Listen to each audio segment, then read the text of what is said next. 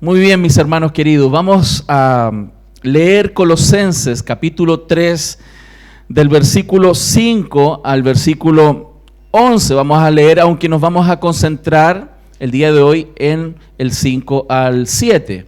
Pero vamos a leer todo el contexto, todo ese fragmento, porque está todo muy relacionado. Sin embargo, por la amplitud de la enseñanza, vamos a ver y profundizar los primeros 3 versículos y la próxima semana vamos a seguir con el resto.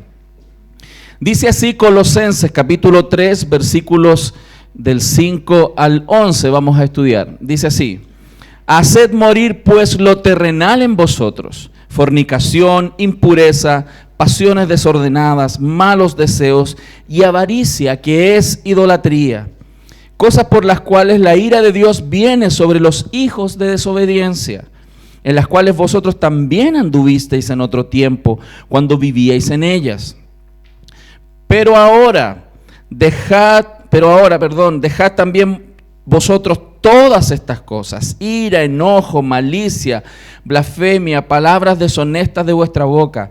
No mintáis los unos a los otros, habiéndoos despojado del viejo hombre con sus hechos, y revestido del nuevo, el cual conforme a la imagen del que lo creó se va renovando hasta el conocimiento pleno, donde no hay griego ni judío, circuncisión ni incircuncisión, bárbaro ni escita, siervo ni libre, sino que Cristo es el todo y en todos.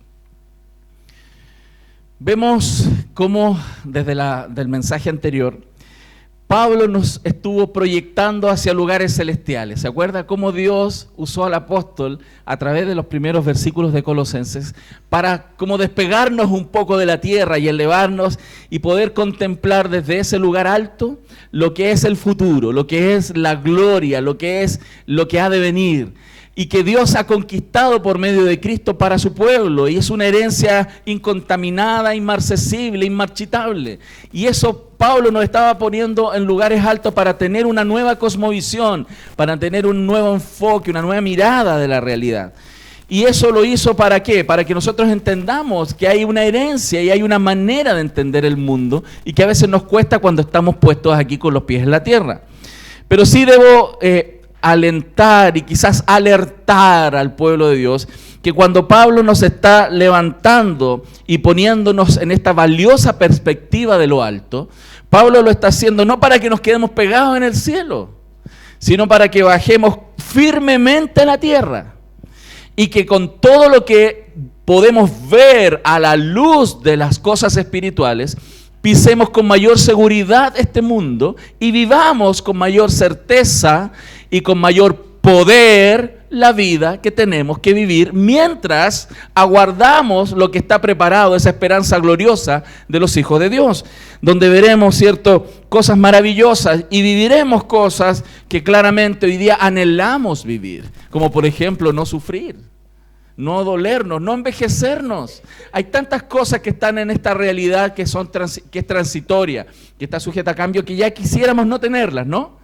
Pero Dios nos pone en lo alto para que miremos el futuro, para que observemos que hay cosas que están ahí, que hay una gloriosa realidad en el futuro. Y Él nos pone mirando que hay una vida y una unión con Cristo que es inseparable, y que esa unión con Cristo nos permite llegar a ese futuro. Si no estuviéramos unidos a Cristo, nunca llegaríamos a ese futuro, pero estamos en un presente claramente lleno de imperfecciones.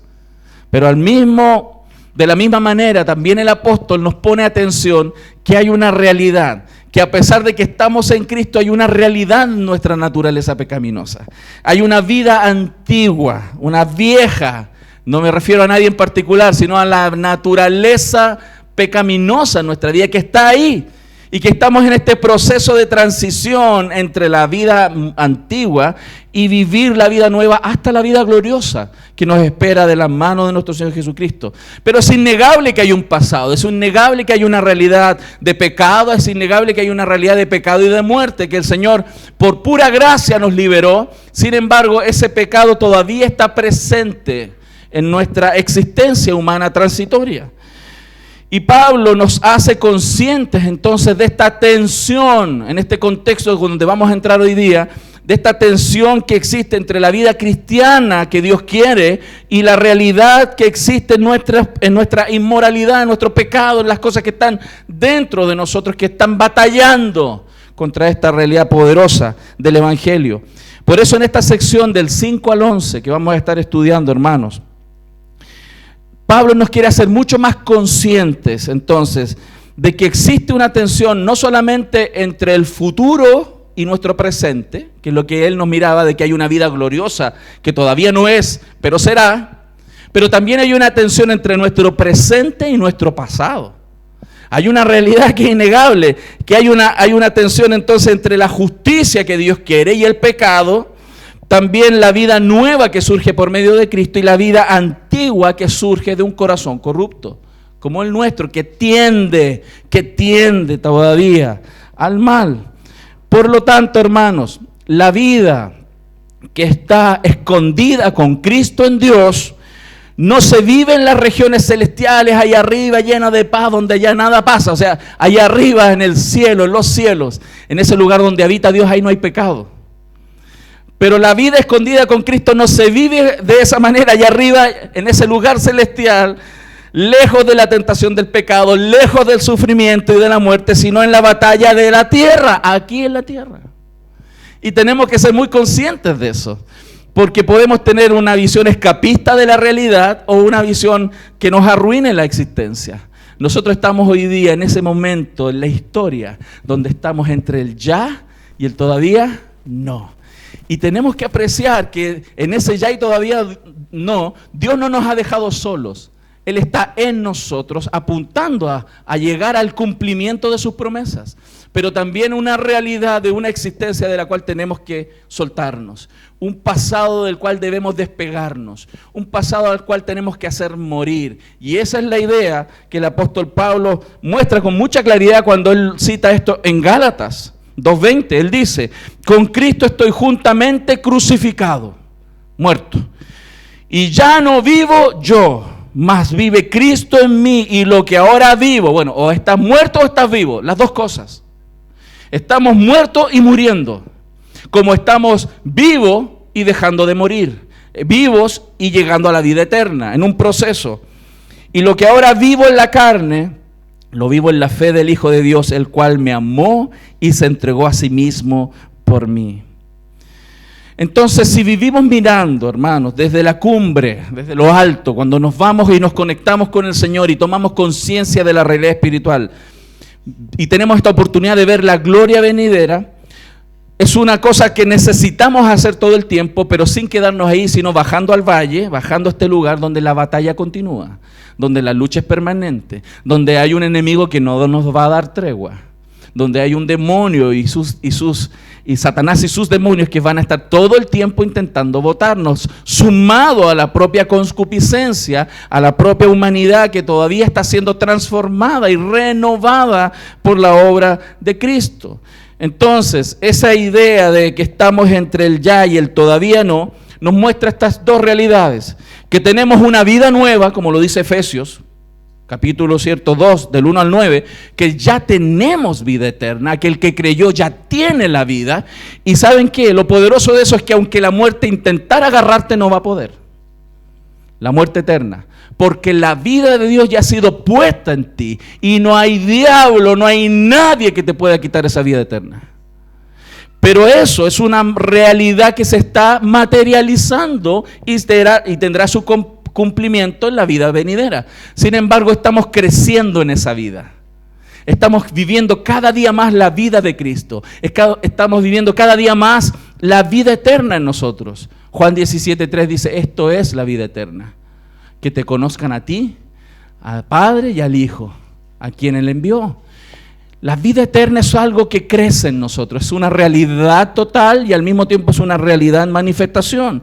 Pero también, hermanos, tenemos que ser conscientes de que la Biblia nos declara muertos, según Colosenses 3:3, pero también nos dice, y es lo que vamos a ver hoy día, que tenemos que hacernos morir, tenemos que morir.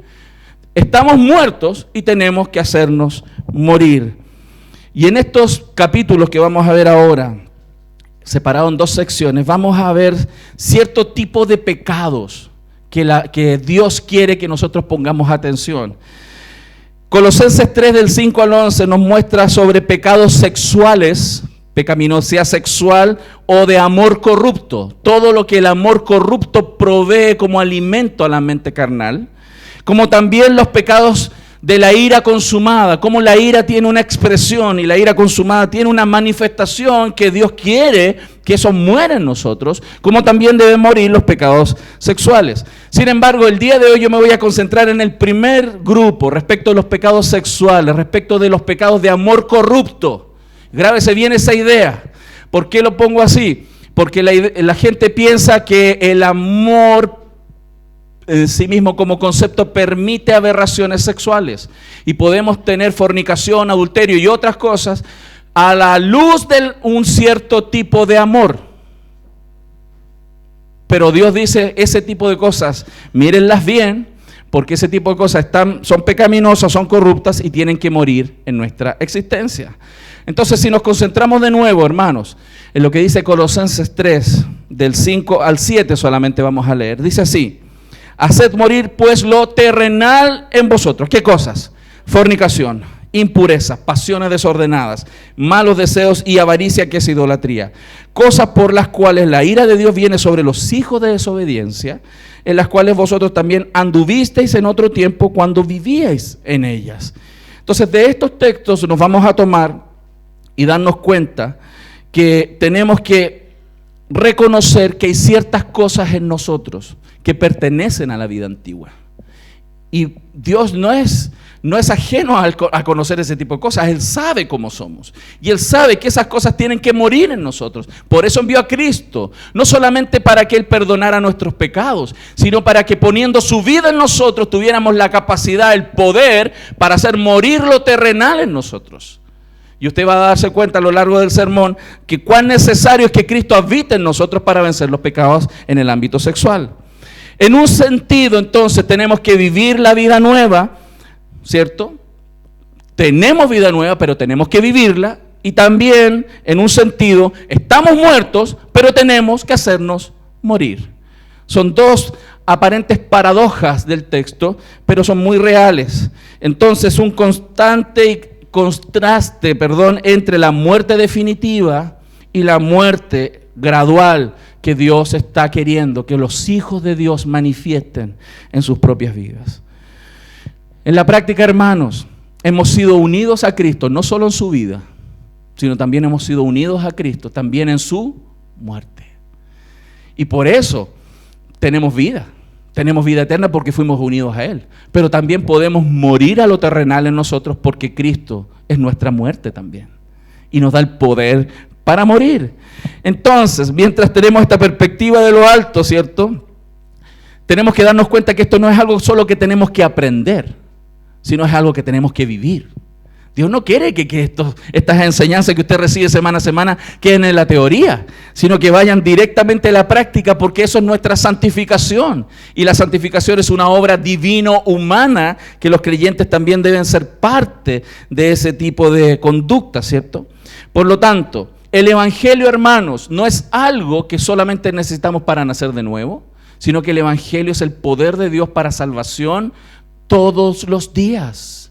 ¿De qué? De las cosas que están en nosotros mismos. O sea, la pelea nuestra no es solo con el diablo. De hecho, yo te podría decir, quizás arriesgando un error, pero es más peligroso, somos más peligrosos nosotros mismos que el diablo, hermano.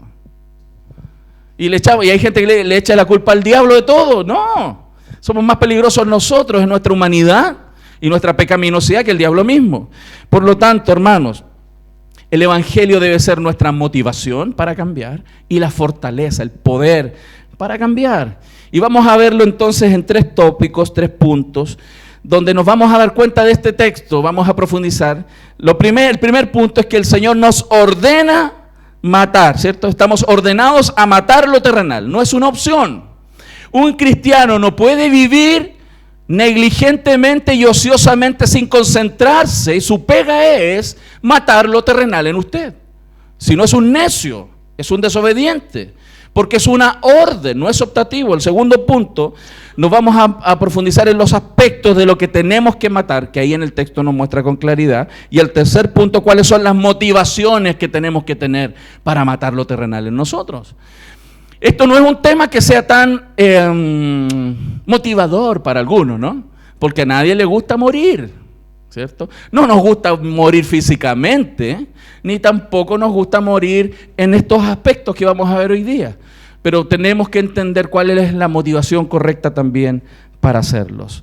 Entonces, primer punto, hermanos, ordenados a matar lo terrenal. Dice, haced morir pues lo terrenal en vosotros. Quiero concentrarme en esa palabrita ahí en el español que dice pues. ¿Qué tiene que ver, pastor? Es muy importante porque está ligando lo que leímos antes con lo que viene ahora. O dado que, hermanos, dado que tienes una nueva vida, que es lo que vimos en los versículos 1 al 4, una vida escondida con Cristo en Dios, una vida eterna que el Señor te ha regalado, una vida eterna que invariablemente va a materializarse en tu vida algún día, total y plenamente esa vida eterna. Dado que eso es así, pues, entonces tu obligación es, tu respuesta es, haced morir lo terrenal en usted. Cada uno de nosotros lo debe hacer. Entonces, es como que nos está indicando, hermanos, la respuesta correcta a la obra de Cristo. La respuesta correcta a la obra de Cristo parte por gratitud. Y un corazón agradecido es aquel corazón también que de manera práctica reconoce y obedece los mandamientos del Señor. Por eso, hermanos, es tan relevante que entendamos las razones de este cambio, de esta muerte a la cual debemos someternos. Hay personas que dicen, oh, yo necesito más motivación para luchar contra mis pecados. Eso está errado. El Señor ya ha dado todas las razones suficientes para motivarnos a morir a nuestro pecado. Él ya no va a poner más motivación en ti. Él ya puso toda su motivación, te ha explicado todas las razones, te ha dicho por qué Él vino a este mundo, cuánto te ama. La pregunta es, ¿qué más quieres? ¿Qué más quieres? El problema no es que Dios quiera poner más motivaciones, Él ya puso todas las motivaciones. Tenemos suficientes razones para obedecer. El problema somos nosotros, que somos unos desagradecidos. Ese es el problema. Y Dios nos está animando y nos está poniendo en el centro que hay una actitud correcta con la cual nosotros como cristianos debemos responder a esta lucha, a esta batalla. Y ahí viene una pregunta al final, ¿cuál es nuestro enemigo real? ¿Quién es nuestro enemigo? La suegra. Algunos podrían interpretar eso y sacar de contexto algunos versículos y explicarlo. No es mi caso. Pero, hermanos, hay otros que podrían entender a su enemigo, hermanos, como su cónyuge, su esposo, su esposa, su vecino, su vecina, y creer que el enemigo está fuera de nosotros. El enemigo en la Biblia, con claridad en este contexto, está puesto en el pecado, hermanos. El pecado es nuestro peor enemigo.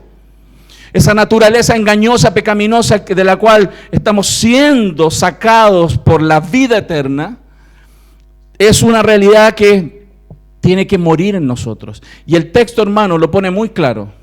En Reina Valera no tanto, y por eso hice una traducción más literal del texto. Haced morir pues lo terrenal en vosotros. Eso no es tan claro cuando uno lo lee así nomás, sino que una mejor traducción literal, si uno toma el contexto en el griego y las palabritas como están puestas ahí, es como si dijera, haced morir pues la parte de vuestro cuerpo que está en la tierra. Porque hay partes nuestras que están muy conectadas con esta humanidad, muy conectadas con la tierra, con esta tierra caída.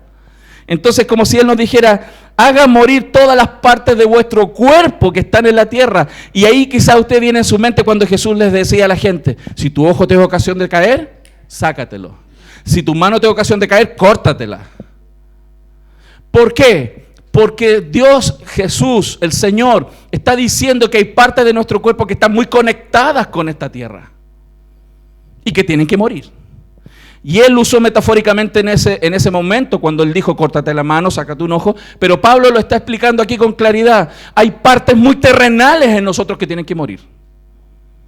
Y esa es la respuesta congruente de un creyente al Evangelio. Entonces, hermanos, el apóstol Pablo está poniendo la batalla en el campo correcto, en el lugar correcto. La batalla, ¿dónde está entonces? No está fuera de nosotros. ¿Dónde está? Dentro de nosotros. Ahí está la batalla. No está fuera de nosotros. No es la persona con que vivo, no es la persona con la cual me acuesto, no es la persona con la cual trabajo. El campo de batalla mayor con el cual nos enfrentamos está dentro de nosotros. Y si es así, como puse ahí en esa frase, nuestra tendencia es condenar al mundo. Nuestra tendencia es juzgar a la gente, ¿cierto? Y a nuestro entorno como los causantes o fuentes de nuestro pecado. Es una tendencia que todos tenemos. Alguien se equivoca, pero es que usted no me dijo no sé qué cosa. Es que, mire, dice, lo que pasa es que me enojé. Lo que pasa es que usted no sabe, pastor, lo que me dijo mi señora. Siempre tenemos respuesta así, instantánea, necia, para pasar la responsabilidad a un tercero. Desde el Génesis, cuando Adán cayó, ¿cierto? Y fue juzgado Adán y fue juzgada Eva. Y tenemos esta tendencia, ¿cierto?, de condenar al mundo y nuestro entorno como causante o fuente de nuestros pecados. Sin embargo, Pablo nos enseña que el problema es interno. Y tenemos que convencernos, hermanos. Y si, quizá bromeando un poco, cuando usted salga de aquí y vaya recitando, el problema está dentro de mí, el problema está dentro de mí, el problema está dentro de mí, el problema está dentro de mí. Porque si usted no se lo aprende, usted todo el rato va a estar, es que el problema es este, el problema es ella, el problema es él, el problema es la circunstancia, el problema es la gente, el problema es la iglesia, el problema está afuera. La Biblia dice todo lo contrario. Y ahí o Dios es veraz, o el hombre es veraz. O tú tienes la razón, o Dios la tiene. Ahí tenemos que ver si somos valientes al responder que Dios es el que está equivocado. Entonces, hermanos, es realmente impresionante que Pablo nos está diciendo, ¿cierto?, que este enemigo que se llama pecado, no es solamente algo que viene eventualmente a nosotros, no es algo que eventualmente cae sobre nosotros, no es algo que eventualmente aparece en nuestra realidad y como que nos viene a tentar, así, vengo pecado a tentarte hoy día, mañana te voy a dejar tranquilo, pero hoy día te tiento. No, Pablo nos está diciendo, hermanos, que el pecado está íntimamente ligado en las fibras de tu naturaleza. A tal punto, hermanos, que lo podemos resumir de esta manera. El enemigo, el pecado, está tan íntimamente ligado con nosotros que no podemos herirlo sin herirnos. Ni condenarlo si no nos condenamos. Ni darle muerte sin morir nosotros mismos. Por este motivo, la lucha contra el pecado es una lucha contra nosotros mismos. Porque está tan íntimamente ligado que si tú no mueres, Él no muere. Suena heavy, porque eso es lo que enseña la Biblia. Entonces, al ver este tipo de realidades, tenemos que asumir y convencernos de que las reglas moralistas no son suficientes. El que te digan lo que hay que hacer y lo que no hay que hacer no es suficiente. Porque hay cosas que sabemos que no tenemos que hacer y las hacemos igual. Las reglas no sirven, ni tampoco las prácticas ascéticas, que era algo con que Pablo luchaba. El ascetismo, eso de autogolpearse, ¿no? Autogolpearse y flagelarse para someter el cuerpo, como si eso fuera a quitar el pecado que está íntimamente ligado en nuestro corazón. Por eso, para ese proceso de cambio necesitamos a alguien mayor, claramente mayor, que las reglas morales, que incluso que la ley. Porque la ley de Dios nunca Dios la dio para transformar nuestro corazón, sino para mostrarnos cuán ligado está el pecado en nosotros. Y nos muestra desde los pecados externos, que son muy claros de notar, hasta los pecados más profundos e internos del corazón. Entonces, hay un desafío, hermanos, un desafío muy grande en este mandato. Y a veces leemos la Biblia y pasamos por estos textos muy rápido, sin darnos cuenta que ahí hay una orden del Dios de los cielos que nos dicen, mátense, No vaya a sacar de contexto después esta predicación, el pastor está mandando a suicidarse, es una secta esta. No, haced morir lo terrenal. Y si somos honestos, hermanos, usted y yo sabemos muy bien qué es lo que tiene que morir. Todos sabemos tendencias pecaminosas, hábitos, expresiones externas, como también motivaciones internas, pensamientos y cosas que tienen que morir. Y nos hacemos los lesos. Y aquí voy a explicar por qué. Entonces, hermanos, si vamos a morir, si nos vamos a matar, después yo quiero que usted salga de aquí, quiero puro matarme nomás. Espiritualmente hablando, ¿no? Ok, surge la pregunta, entonces, ¿qué cosas debemos matar? La Biblia es muy amplia en ese sentido, pero el apóstol Pablo está concentrando dos tópicos muy relevantes. Uno, que tienen que ver con estos pecados de amor corrupto, que son cosas que están dentro de nosotros, pero también pecados que tienen que ver con la relación con los demás, que es el segundo grupo que la próxima semana vamos a tratar. Entonces, la lista de pecados de amor corrupto, dice, haced morir pues lo terrenal en vosotros, que son fornicación, impurezas, pasiones desordenadas, malos deseos y avaricia, que es idolatría. O sea, Pablo está poniendo estos 5 pecados, hermanos, estos 5 pecados, de una manera muy interesante, muy interesante. Lo está poniendo desde lo más difícil de detectar, lo más fácil de detectar, hasta lo más difícil de detectar. Porque las cosas externas, como la fornicación, es muy fácil, o más fácil darse cuenta, que las motivaciones internas, como la idolatría o avaricia, esa codicia que pone ahí en el texto. Porque hay algunas que son más fáciles de encubrir que otras. Todas al final salen a la luz, porque no hay nada que no salga a la luz. Dios se encarga de sacarlas a la luz, en una conversación, en un diálogo, en un Facebook, en un WhatsApp, en una situación de vida, o cuando andabas caminando por la calle y alguien te vio, todo sale a la luz, todo sale. Hay algunos que nunca pensaron que iba a salir y salieron publicados su IP por una página que veía pornografía en internet, y salieron miles de personas publicadas con root y todo en Estados Unidos, y hasta algunos se terminaron suicidando cuando fueron expuestos públicamente. Porque a veces creemos que al entrar a las páginas, nuestras direcciones de computadora y teléfono nadie las conoce, y son archiconocidas, hasta que salen a la luz. Entonces, hermanos, va desde los pecados externos, ¿cierto?, a los más internos. Va desde los más visibles y tangibles, ¿cierto?, a lo que es más difícil de pesquisar, incluso de tratar, de ayudar a las personas a tratarlas. ¿Cuáles son estos pecados? Vamos a ver un poquito en detalle. ¿Y por qué es bueno detallarlo? Pablo podría haber dicho, haced morir lo terrenal en vosotros. Listo. Mueran a sus pecados. Listo. ¿Saben por qué detalla? ¿Saben por qué la Biblia detalla los pecados? Porque nos conoce.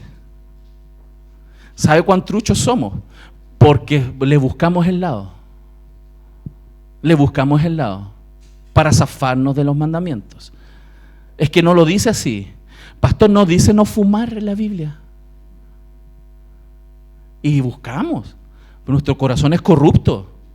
Y por eso Dios no deja el pecado como generalidades, sino que detalla para que nosotros tengamos claro que hay áreas muy concretas a las cuales tenemos que apuntar.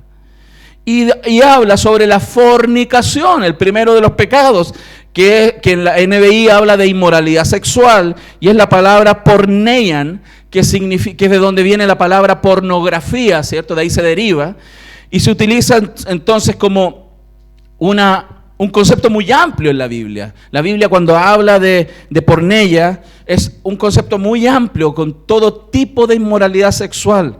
Es una palabra que habla sobre relaciones sexuales ilícitas. Esa idea va a quedar más clara. Relación sexual fuera de lo que Dios permite y lo que Dios hizo y diseñó. Es una lástima, hermano, de verdad, es una lástima que hoy por hoy,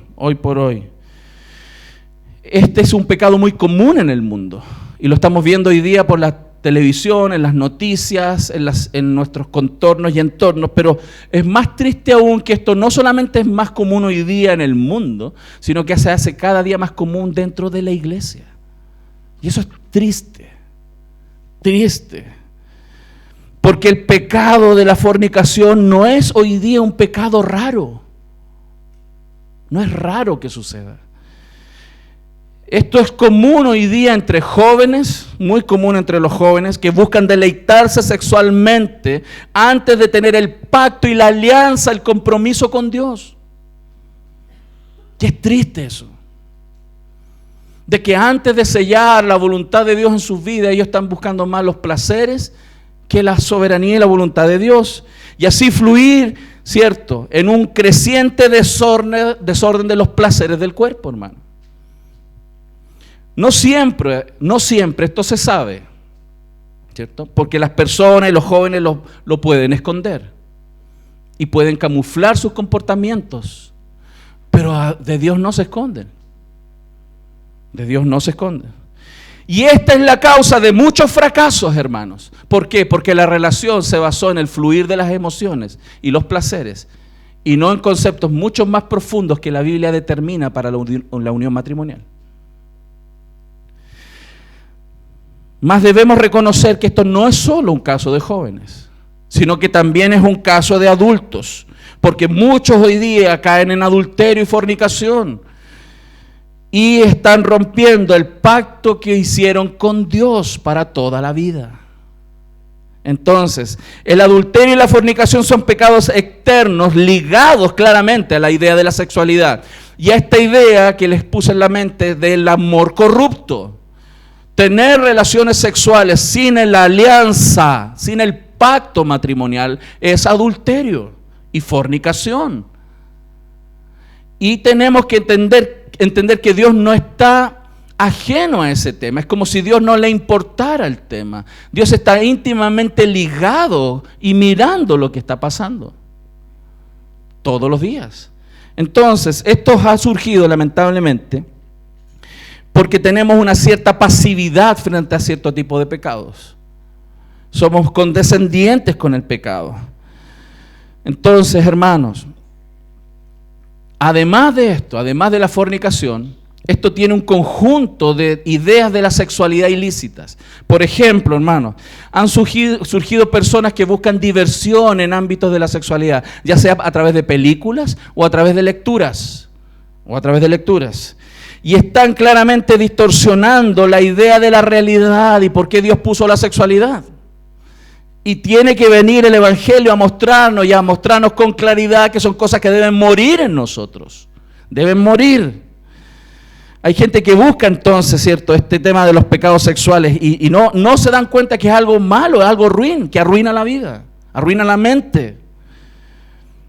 La gente busca, por ejemplo, películas, libros que explotan la sexualidad. Una de estas cosas muy significativas hace un poco tiempo atrás fue esta idea, ¿cierto?, del libro de las 50 sombras de Grey.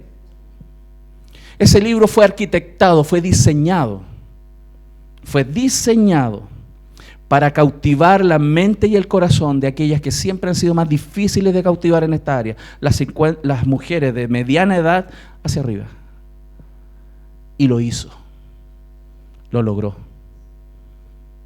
Y mujeres cristianas leyendo y viendo esas películas.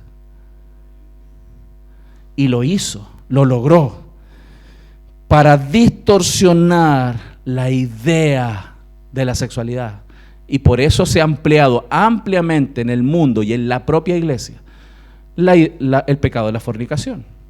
Y la Biblia dice que tenemos que hacer morir lo terrenal en nosotros. Esta impureza es algo que está presente en nuestra cultura, pero es triste, vuelvo a repetir, que todavía esté presente dentro de la iglesia y creciendo. Y por eso hay un mandato a romper con esa maldición.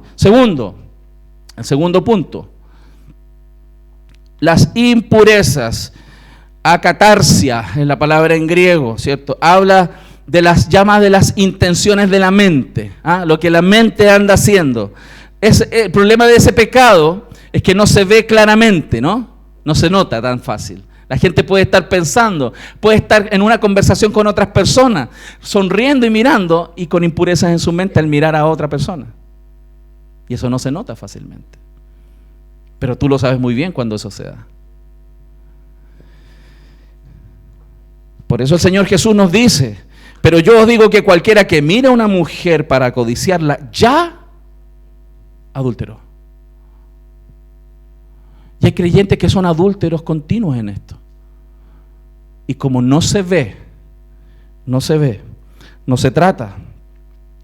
Esto, fíjense, esto no se ve tan mal en nuestra sociedad y es terrible. Todavía en nuestra sociedad, la idea del adulterio, ¿no? De que si tú estás casado y meterte con otra, en algunos sectores de nuestra sociedad es mal visto todavía. Pero en nuestra sociedad, el desear y codiciar a otra mujer no es mal visto. En ningún sentido. ¿Por qué? Porque dice, pero si es normal, es natural. Son impulsos biológicos. Son imposibles de ser controlados, dicen otros. No es lo que dice la Biblia. No es lo que dice la Biblia. Y esto no solamente entonces está afectando a las personas de la iglesia, fuera de la iglesia, sino también dentro de la iglesia, y no solo a hombres, sino también a las mujeres. Y eso está afectando profundamente su intimidad, por cosas tan inmundas que si estas fueran expuestas públicamente, nos llenaríamos de vergüenza. Si lo que pensamos, se expone públicamente, nos moriríamos de vergüenza. Por eso Dios quiere hablarnos en este día sobre que toda esta realidad espiritual y que estamos escondidos y la vida nueva y todo esto que nos espera debe traer consigo una respuesta clara de nuestra sobre hacer morir lo terrenal en nosotros. El tercero y cuarto hace referencia, ¿cierto?, a pasiones desordenadas y malos deseos, que son cosas similares, son términos semejantes, los cuales debemos hacer morir. Porque todo pecado, hermano, en el exterior, todo pecado externo no nace primero si no existe un pecado interno. Toda expresión externa tiene una anticipación en nuestro corazón, tiene una idea dada vuelta en la mente. Nadie va y se acuesta con otro si primero no empezó a codiciar en su mente. Si la lucha no es parada en el interior, vamos a tener la materialización de esto. Hay un video de consejería bíblica que alguna vez se los conté a ustedes, donde el Dr. Street cuenta como una anécdota en su primer acercamiento a la idea de consejería bíblica. Cuando un pastor que lo iba a ayudar a aprender sobre consejería lo llevó a una consejería real. Y aparece un hombre mayor, muy decente, un tipo de la alta sociedad norteamericana, empresario, con su señora, los dos ancianos, me refiero en el rango de lo que nosotros consideramos, no sé, 75, 80 años, el anciano. Le queda vida, pero anciano. Y el hombre se veía muy decente, él cuenta ahí que venía muy bien vestido, y el pastor le pregunta, ¿y para qué viene aquí a consejería? Y él viene y le cuenta, yo soy un hombre muy respetable, la verdad, pero he perdido mi empresa, he perdido mi prestigio, he perdido todo lo que tengo. ¿Por qué? Porque fui detenido en la plaza pública de esta ciudad haciendo exhibicionismo. Desnudo, caminando por la calle, con un abrigo. El Dr. Street dice ahí que hizo algo que en consejería nunca se debe hacer, que es mostrar algún tipo de respuesta. Está así. No entendía qué pasaba. ¿Cómo alguien puede llegar a eso? Siendo una persona que toda su vida en la iglesia, anciano de la iglesia, servidor en la iglesia, persona activa en una congregación, 50 años de cristiano. ¿Por qué llegó a un anciano a ser exhibicionista en la calle? Porque no hizo morir lo terrenal en él. Porque el pecado tiene ese poder de engañarnos. Entonces, hermanos, todo esto está englobando la idea del amor corrupto, hermano, el amor corrupto. Y el quinto pecado es la idea de la avaricia. Aquí no está hablando de la avaricia por el dinero, ¿no? Porque si hablara del dinero saldría de todo el contexto. Aquí está hablando de la idea de la codicia. Porque sabemos claramente por los 10 mandamientos del Señor que la codicia no es solo por lo material, sino que también podemos codiciar personas. Y esa codicia, según las Escrituras, es... Ahí dice una idolatría, está relacionando el 10º mandamiento con esta idea de hacer morir. La palabra en griego, ¿sabe lo que significa? Tener más, siempre quiere más. Puede tener una vida marital, puede tener una esposa con la cual deleitarse sexualmente, pero quiere más. Esa codicia tiene que morir. Muchos hombres y mujeres hoy día, lamentablemente, piensan que cuando ya se casan, ese deseo sexual, esa codicia sexual se va a pasar. No, no pasa. Si no se hace morir lo terrenal en nosotros. Por lo tanto, hermanos, tenemos que mirar esta idea de la sexualidad como algo que tenemos que poner énfasis en hacerlo morir. Morir, hermanos. Y nos cuesta claramente colgarnos un cartel que nos diga que así somos, ¿no? Nos costaría andar con un cartel, sí, yo hago eso, pastor, esos pecados yo los tengo. Nos cuesta, ¿no? Nos costaría. Pero tiene que llegar el minuto donde nosotros reconozcamos nuestros pecados y los tratemos. Porque si no, el pecado se va a enseñorear de nosotros. Y Dios no quiere eso. Y por ese motivo yo quiero tratar el tema de la pornografía también hoy día. La pornografía es realmente destructiva. Ha sido diseñada justamente para corromper la mente en mayor profundidad y que los deseos del amor corrupto se incrementen. La pornografía es realmente destructiva, ¿por qué? 4 puntos. Ella destruye los propósitos de Dios, por ejemplo, para el matrimonio. Dios determinó varias cosas para el matrimonio, hermano, varias. La pornografía, primero, no logra dar intimidad en el matrimonio. No lo logra, no logra. La roba y elimina cualquier conexión de la sexualidad con la intimidad. Porque lo que Dios quiere en la vida de relación sexual de una pareja es que se genere intimidad. Los dos serán una sola carne. La pornografía y la vida sexual orientada de esa manera, lo que está transformando es que la sexualidad pierde todo vestigio de intimidad, porque se concentra en la autosatisfacción y no en la relación profunda de una pareja. Distorsiona el concepto de la buena sexualidad. Y hay cristianos, hermanos, que ven películas y cosas para animarse. ¿Qué distorsión están teniendo de la sexualidad? ¿Y para qué Dios la creó? Por lo tanto, hermanos, además tenemos que darnos cuenta que es un pecado gradual.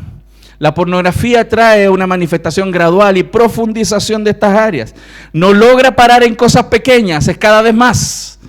Lo que antes era degradante para nuestra visión de la sexualidad, ya no es tan malo después. Y por eso, como el caso que les conté, una persona puede llegar a un exhibicionismo público o, por ejemplo, sexualidad con menores y etcétera, y así, lo que sigue. ¿Por qué? Porque no para. El pecado no para en la mente. Consume la mente. Y claramente la percepción del mal se comienza a relativizar y la percepción del sexo se distorsiona. ¿Qué cosa además? Promete placer, ¿cierto? Pero desaparece rápidamente cuando somos inundados por la culpa y la tristeza, cuando son hijos de Dios. Y todo lo que Él les dio lo pierde rápidamente por la culpa y por la tristeza de pecar frente a Dios. Generalmente esto lleva a la masturbación, que es eminentemente egocéntrica y no teocéntrica. Porque la sexualidad, además de ser para el disfrute mutuo, es para la gloria de Dios. Es teocéntrica, no antropocéntrica, no centrada en el hombre. 4, es mala porque se fortalece en el anonimato, la pornografía. Es la estrategia más perspicaz de éxito del diablo, porque tiene a muchas personas externalizando su pecado, pero de forma encubierta, haciendo pecado, cometiendo pecado en su ámbito de privacidad, de manera encubierta, y de esta manera la sociedad y la iglesia no sabe cuán malos son en esa área. No lo sabe. Por lo tanto, hermanos, todo esto que el apóstol Pablo y que yo estoy trayendo hoy día a colación, a la luz de la palabra, ¿sabe por qué lo traigo? Y lo expongo así, de manera más cruda, para que nos demos cuenta, hermano, cuán odioso y terrible es el pecado. Cuán odioso y terrible es el pecado, que elimina, trunca la espiritualidad de la gente, coarta vidas, coarta ministerios, rompe familias, rompe propósitos matrimoniales, rompe todo, porque la paga del pecado es muerte, destrucción. Y tenemos que mirarlo así de grave. Por eso Pablo es claro, hermano. Haced morir todo lo que pertenece a la naturaleza terrenal. Es lo que en teología se llama mortificación del pecado. Tiene que morir en nosotros. Esto tiene sentido claramente, que no es un morir biológico. No es que usted va a agarrar una pistola y para que muera el pecado, ¡pah!, se acabó. No es esa idea, sino que tenemos que hacerlo morir gradualmente. Es como la idea de asfixiar el pecado en nosotros, no darle alimento. Si tú tienes un bulldog grande en la casa, así, o un, ¿cómo se llaman estos perros? Un pitbull, esos son más bravos. Bulldog no le hacen daño a nadie. Un pitbull, hermano, así, de esos violentos, que si tú lo dejas, te agarra, te muerde, te mata. Pero ¿qué pasa si ese animal tú lo dejas de alimentar? Un día, todavía sigue fuerte. Una semana, ya más débil. ¿Qué tal si lo dejas de alimentar un año? Se va a morir. El dar muerte al pecado tiene ese sentido de asfixiar, no alimentar las áreas que te están llevando a la perdición, a la destrucción. Entonces se trata de ir sofocando esa área. ¿Por qué motivo? Porque de lo contrario esa área no solamente se mantiene, crece en nosotros. Y después uno ve personas que estaban espiritualmente súper bien y de un momento a otro fornicaron, adulteraron, rompieron sus vidas, rompieron sus ministerios, rompieron todo, perdieron todo. Porque no se concentraron en hacer morir lo terrenal en nosotros, como dice la Biblia. Entonces, si alguien pregunta, pastor, pero ¿y cómo la Biblia dice que tenemos que morir? ¿En qué sentido? ¿En qué sentido? Porque Pablo dice que nosotros estamos muertos. Entonces, ¿en qué sentido estamos muertos y en qué sentido no lo estamos? Voy a aclarar ese punto, porque Pablo hace referencia. Primero, cuando Cristo vino y morimos con Él y estamos muertos en dos sentidos. Un sentido es muertos al poder del pecado. ¿En qué sentido dice eso?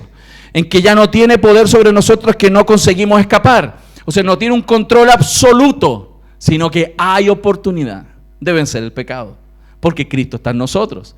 O sea, ya no es sine qua non que el pecado nos va a gobernar, porque ese pecado ya no tiene poder, salvo que nosotros le demos poder. Entonces, Él no nos domina sin opciones. Y el segundo punto que también dice la Biblia, de lo cual nosotros hoy estamos muertos a la penalidad o el castigo por el pecado. Gracias, Señor. Gracias, Señor. Porque ya no tenemos que pagar la condenación del infierno por nuestros pecados. Pero hay un área, hermanos, que la identificación con Cristo de muerte al pecado no es plena y total en nosotros hoy día. Estas dos sí. Pero hay una tercera que no hemos sido liberados todavía, que es la presencia del pecado. Porque el pecado mora en nuestros miembros. La Biblia lo dice en Romanos. Él sometió el pecado en la carne, está en la carne, Romanos 7, está en nosotros. La presencia no se ha ido. ¿Cuándo se acaba la presencia del pecado? Cuando ya no estemos en este cuerpo. Ahí se acaba la presencia.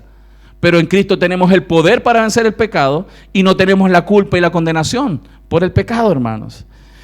Y por ese motivo, hermanos, Pablo en Romanos 8:13 dice, porque si vivís conforme a la carne, ¿qué va a pasar, hermano? O sea, ese texto nos está diciendo toda esta idea de lo de Colosenses.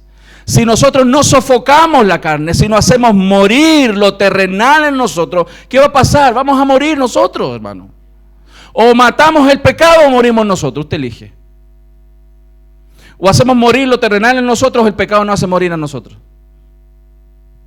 Más dice, si por el Espíritu hacéis morir las obras de la carne, ¿qué va a pasar, hermano? Vamos a vivir. ¿Vivir qué?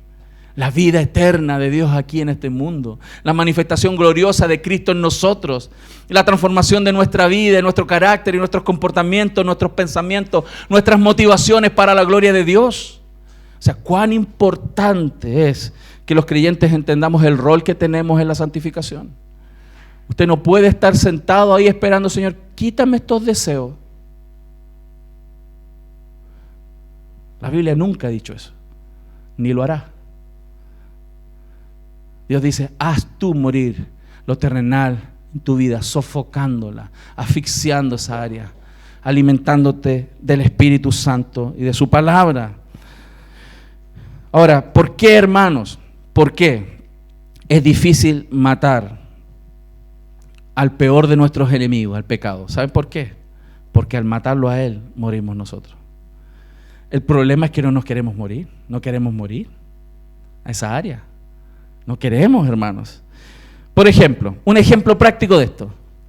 Suponte, una persona sin Cristo dice que quiere dejar de ser tan ocioso y sedentario y flojo. Una persona dijo, ya se acabó toda la vida vagando y siendo flojo, entonces voy a hacer más ejercicio para estar más saludable.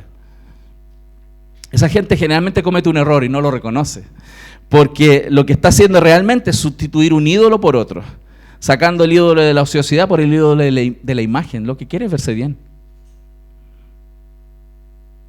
Y hay cristianos que caemos en el mismo juego, que para eliminar un pecado de nuestra vida, levantamos otro.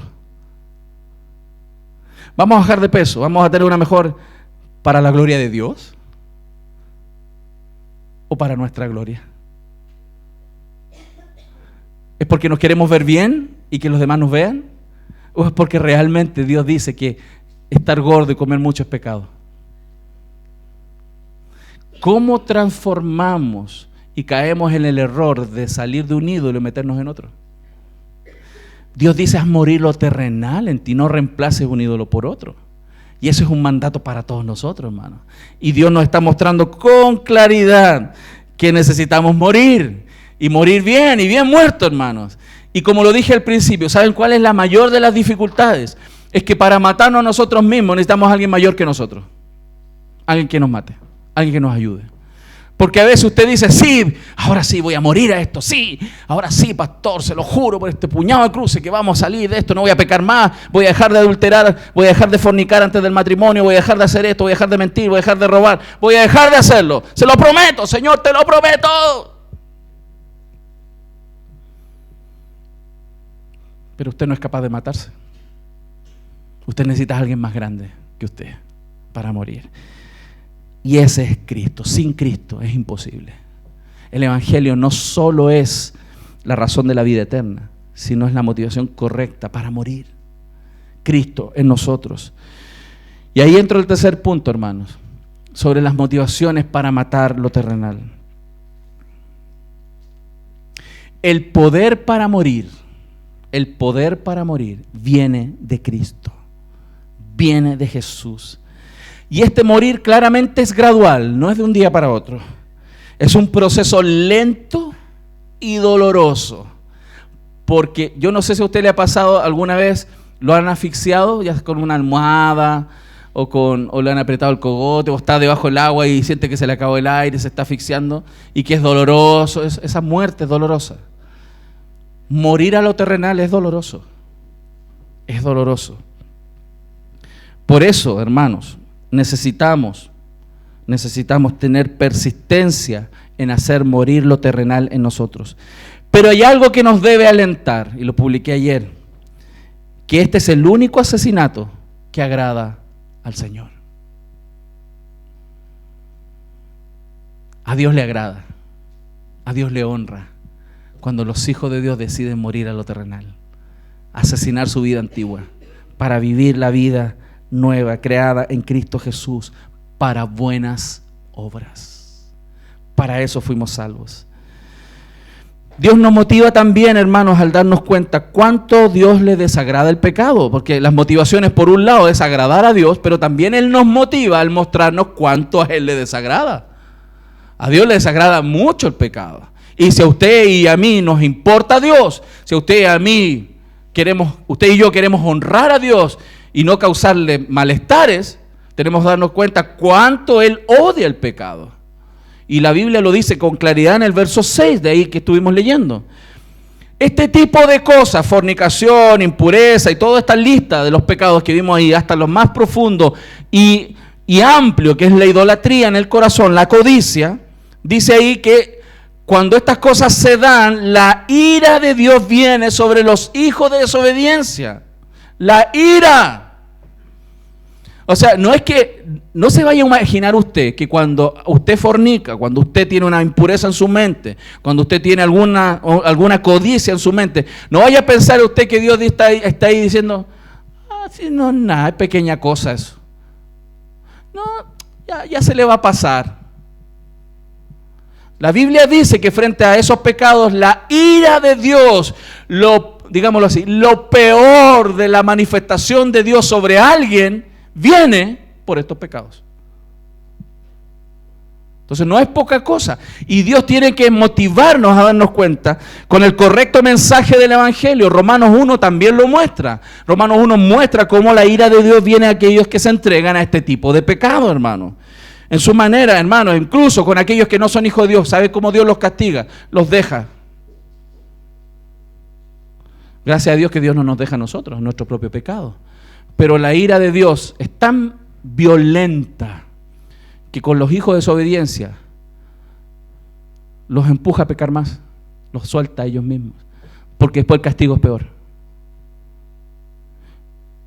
Eso quiero que usted se dé cuenta. ¿Por qué le muestro así crudamente esto? Que es lo que la Biblia enseña. Para que nos demos cuenta que Dios está íntimamente relacionado con el pecado. Dios no está ajeno al pecado. Dios está ahí presente. Dios está mirando. Dios está consciente de las impurezas de nuestras mentes. Dios está consciente de las codicias. Dios está consciente de lo que hacemos, a escondidas o a la luz. Dios está consciente. Y el mensaje de Dios es que nos demos cuenta que Él quiere que eso sea sacado de nosotros. Y la Biblia nos enseña en Números 14, 18a, Jehová, hermano, es Jehová nuestro Señor, es tardo para la ira y grande en misericordia, que perdona la iniquidad y la rebelión, aunque de ningún modo, hermano, de ningún modo. Es que la gente lee la mitad del versículo. La gente dice, oh, Dios me entiende, Dios es tan amoroso, es tan tiernucho conmigo, que me va a perdonar todo. Pero no lee la otra parte, que no hay manera, no hay forma que deje por inocente al culpable. Eso es para que comprendamos la gravedad del pecado y que eso también sea un aliciente, hermano, para hacerlo morir, porque Dios lo detesta. Lo detesta. Y necesitamos comprenderlo. Y el verso 7 nos muestra algo adicional a esto. Son cosas, hermanos, en las cuales vosotros también anduvisteis en otro tiempo, cuando vivíais en ellas, nos dice la Biblia. Y eso, claro, yo lo estoy diciendo no desde el punto de vista que yo no tenga tendencias pecaminosas también, las tengo como usted. Pero tengo la misma responsabilidad que usted de hacerlas morir. Y aquí nos dice además que eran cosas en las cuales vivíamos, estábamos acostumbrados a hacerlas. Así éramos por naturaleza, hijos de ira, pecadores por profesionalismo, hermano. Pero Dios dice, así eran antes, como si nos está diciendo que el pecado es parte de nuestro pasado. Estas prácticas deben ser parte de nuestro pasado. Y llegará el día en que estará plenamente en nuestro pasado. Gloria a Dios por eso. Por lo tanto, es como si nos dijera que el pecado de nuestra vida actual no combina con la nueva vida. Es como si lo viéramos así. Él nos vistió con vestiduras santas, limpias, puras, perfectas. Y usted anda con un calcetín hediondo, hermano, lleno de hoyo. Él nos vistió de sedas y púrpuras y escarlatas, una vestimenta real. Y andamos con una cuestión de mala calidad ahí, hedionda, rota. No combina. Usted sabe muy bien lo que significa no combinar, ¿cierto? No tiene que estar ahí. ¿Qué hace ahí? Tiene que morir a eso. Hay que sacarlo. Y vestirse de vestiduras blancas, de santidad, de pureza. Pero usted lo hace. Usted lo hace. Usted se viste. Usted muere. Usted saca lo malo, asfixiándolo. Lo estamos viendo mi familia. Antes vestíamos como andrajosos, hoy somos vestidos de Cristo. Y por lo tanto esas ropas feas y sucias no combinan con la nueva vida que Dios nos ha dado para siempre. Para siempre, hermano, para siempre.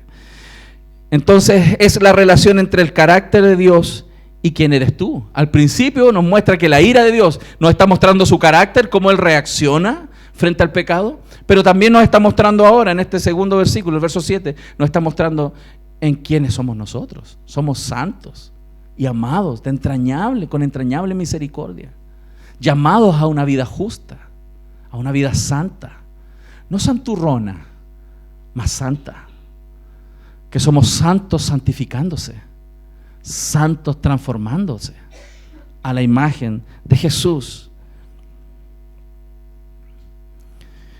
¿Por qué hablamos todo esto, hermanos? ¿Por qué traemos esto a terreno de la iglesia? Porque todos los que estamos aquí, todos, yo no tengo duda en eso, todos los que estamos aquí, sabemos que el pecado sexual, estos pecados son malos, ¿cierto? Lo sabemos. Yo creo que nadie va a decir, no, pastor, si pecar está muy bien delante de Dios. ¿No ha leído el versículo? No. Pero debemos reconocer algo, que no es fácil dejarlo. No es fácil. Externa e internamente, no es fácil. Y si reconocemos eso, hermano, si lo reconocemos, tenemos la oportunidad por el Evangelio de hacer morir lo terrenal en nosotros, pidiendo ayuda. Quizás hoy día hay alguien aquí que pueda reconocer que no logra detenerse en estos pecados, no logra hacerlo, que no logra detenerse, y reconoce que es un mal fuerte en su vida. Dios nos habla en este sentido, Dios te está hablando. Hay un ejemplo que nos puede ayudar, porque hay personas que dicen, esto es más fuerte que yo, esto es más fuerte que yo. Y hay áreas en nuestra vida que son más fuertes que uno, ¿no? Pero en esta área quizás hay un ejemplo que te puede ayudar. Imagínate que tú tienes una niña pequeña en tu casa, tú estás en tu casa. ¿Qué pasaría si estuvieras en pleno acto sexual con un amante en tu cuarto y entra la niña? ¿Qué pasa si ahí mismo entra la niña y tú estás con un amante en tu cuarto? Te pregunto, ¿continuarías haciéndolo? Si uno que instantáneamente se corta, saltarías de ahí, te intentarías cubrir, ¿lo harías o no? ¿Cierto que sí? ¿Sabes por qué? ¿Sabes por qué? Porque cuando alguien nos está viendo, la cosa es distinta. Este pecado se fortalece en la oscuridad. Si alguien te estuviera viendo, si la niña te estuviera viendo, pararías de inmediato. Por eso necesito presentarte algo más fuerte que tu propia voluntad. Se llama temor de Dios. Saber que Dios está ahí cuando estás fornicando. Dios te está viendo. Saber que Dios está ahí. Cristo está en ti. ¿Por qué no paramos en algunos pecados? El problema central es que somos incrédulos, hermano. Somos incrédulos. No creemos de todo corazón que hay más alegría en la obediencia y más recompensa en la pureza que en los placeres transitorios del pecado. Por eso tenemos que crecer en nuestra comunión con el Señor y que el temor de Dios y la comunión íntima con Él nos haga libres al quedar expuestos frente a la omnisciencia y omnipresencia de nuestro Señor. Por eso los cristianos que tienen a Dios con esa conexión tipo WhatsApp, que están conscientes de Dios cuando se conectan, cuando hay una línea conectada, son gobernados por sus pasiones, porque Dios es esa conexión eventual. El temor de Dios crece por medio del escudriñar las Escrituras y comunicarse con Dios y estar presentes en Dios todo el tiempo. Y ese Dios que está ahí con nosotros nos ayuda a hacer morir lo terrenal en nosotros y a vencer el pecado. Si usted confía en Cristo, hermano, si usted confía en Cristo, usted va a poder renovar su mente. Si usted confía en el Evangelio, si usted cree que es usted y Cristo obrando en su vida va a ser transformada y va a poder morir a esto terrenal para la gloria de Dios. Entonces no solo quiero que usted se quede con la idea en este día de lo mal que es el pecado, de lo malo que es y perverso y destructivo, sino también, hermanos, quiero alentarte a que creas en Jesús y que lo que Jesús propone es más deleitoso que lo que estos placeres te pueden dar. Y que el temor de Dios te guíe a tomar decisiones sobre ordenar tu mente y tu vida frente a nuestro Señor como testimonio público. ¿Cuánto lo creen? Que sea su palabra en nuestros corazones hoy día, amén. Y que podamos poner por obra y hacer morir lo terrenal en nuestras vidas, amén. Hay un desafío. Y si usted tiene problemas, si usted tiene dificultades, busque ayuda, busque consejería. No crea que esto es un tema menor. La gente va a consejería por los problemas matrimoniales, pero no cuando tiene problemas en su mente y su corazón por codicias sexuales, pornografía, etc. Hay que pedir ayuda. Amén. Vamos a orar.